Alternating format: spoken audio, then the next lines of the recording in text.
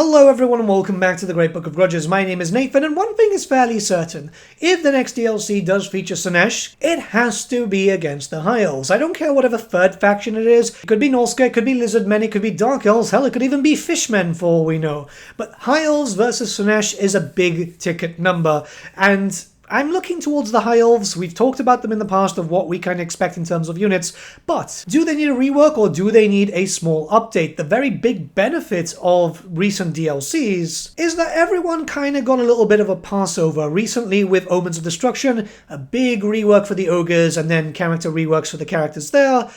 A bit of an update when it came to the Orcs, more so very centralized towards Skarsnik and Wurzag, and then a fairly decent change when it came to generalized things for Khorne. So it's very possible that if this next DLC comes in with High Elves, they should be able to get a bit of a once-over. I do feel like Slaanesh doesn't need as big of a change as, say, Khorne did. So in theory, the High Elves should get a little bit more of a once-over. So let's jump in, let's talk about the High Elves and see what needs to be fixed. The High Elves are in a pretty good spot, but I would say that their technology tree is pretty damn awful. It's a bunch of military advancements, then a trade goods advancements, and a cultural one, when really there's not a lot of text for cultural and trade.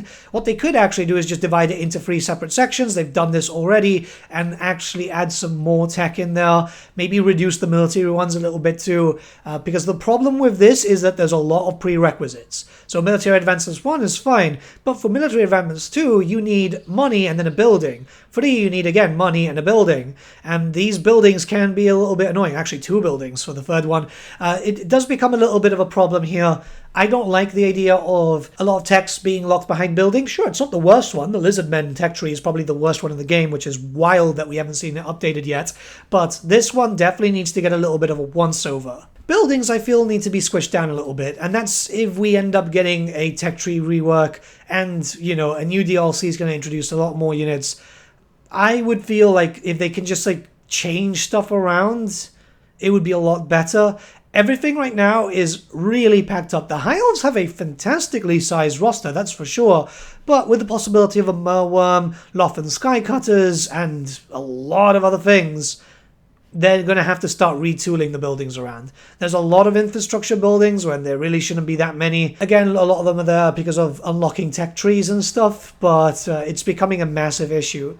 I feel like it's just really taking away from what could be better for the High Elves. Everything just feels a bit too chock-a-block. If you imagine this with another possible hero choice maybe, and about, what, 5 to 6 new units, depending on how it goes with the DLC, it's definitely going to feel a little bit too congested, that's for sure. The influence system is alright. You use influence to be able to get better lords, use it for different actions and so on. The problem is that influence doesn't really generate too well, I would say. It's something that I feel should be tied to your landmarks. There are a lot of landmarks in Ulthuan, and those should be generating natural influence. As far as I recall, maybe one of them does something regarding influence, which I think is just reducing the cost for the court actions, but that's pretty much it.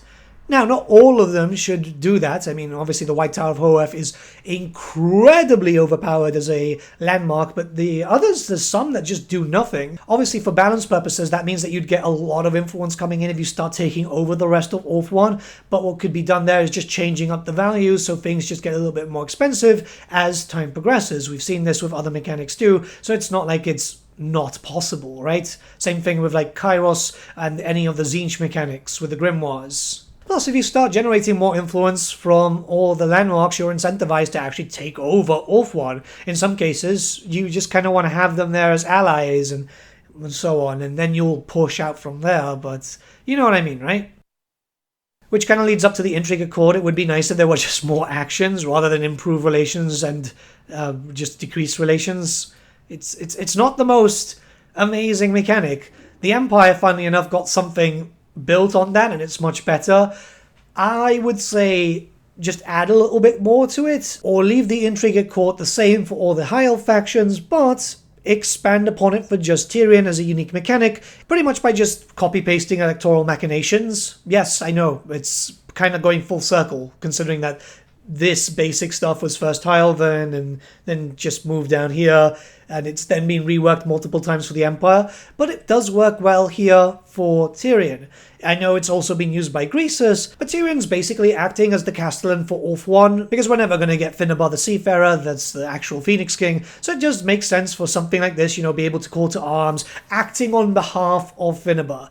Obviously, different effects, like what's happened with Greasus, where he has completely different effects to Karl Franz, and I think it would work quite well. In certain cases, those base game faction lords need to have something. In a lot of circumstances, we don't need a brand new bespoke mechanic. What just needs to be done is add a little bit here and there and just fix up characters.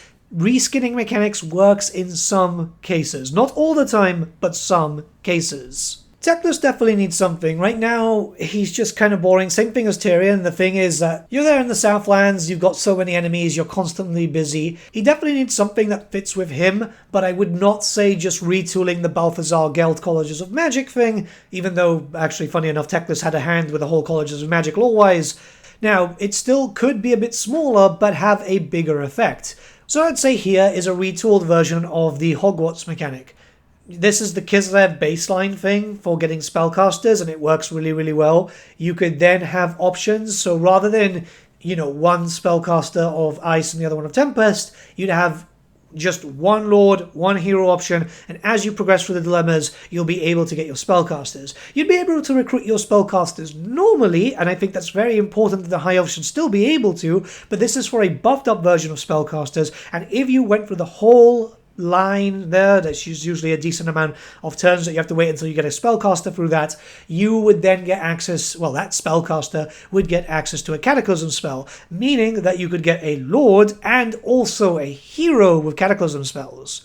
I think it works very well. He's supposed to be working with some of the best spellcasters, and I think from a lore perspective it does make a lot of sense.